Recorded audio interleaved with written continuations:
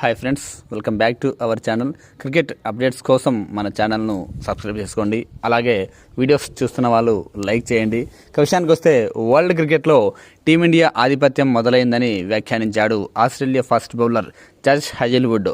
ఈ వరల్డ్ కప్లో టీమిండియా ఆడతీరు చూశాక, వరుసగా బ్యాక్ టు బ్యాక్ ఫైనల్ చేరాక ఇక ఖచ్చితంగా టీమిండియా ప్రపంచ క్రికెట్లో తనదైన ముద్ర వేయడం మొదలెట్టిందని వ్యాఖ్యానించాడు.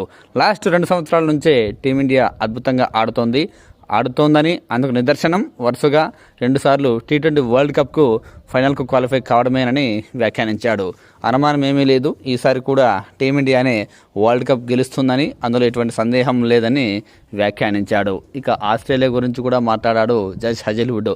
ఈ మధ్యకాలంలో ఆస్ట్రేలియా అద్భుత విజయాలు సాధించడం మానేసి అధ్వాన్నంగా ఓటములు చవిచూస్తోందని వ్యాఖ్యానించాడు.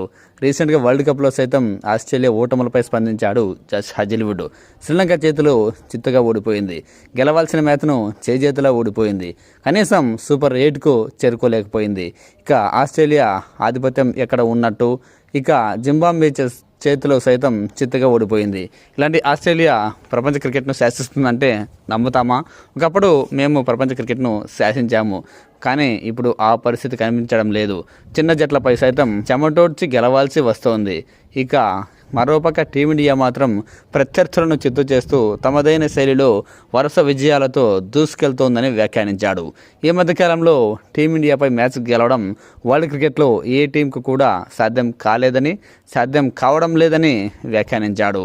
సౌత్ ఆఫ్రికా, న్యూజిలాండ్లను వరుసగా సిరీస్లలో టీమిండియా ఓడించింది.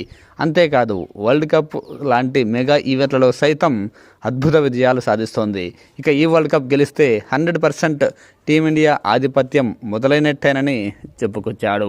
ఆస్ట్రేలియా టెస్ట్ క్రికెట్లో ఎంతో కొంత మెరుగైన ప్రదర్శన చేస్తోంది. అది కూడా పూర్తిగా కాదు, సొంత గడ్డపై సిరీస్లను గెలుస్తోంది. విదేశీ పిచ్లపై ఆస్ట్రేలియా టెస్టులో సైతం తడబడుతోంది.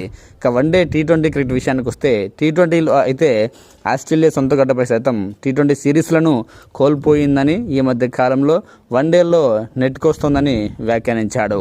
ఏదో అదృష్టం కొద్దీ 2023 వన్డే వరల్డ్ కప్ భారత్పై గెలిచామని, లేదంటే ఆ వరల్డ్ కప్ సైతం భారత్ సాధించే అవకాశం ఉందని అప్పట్లోనే వ్యాఖ్యానించాడు.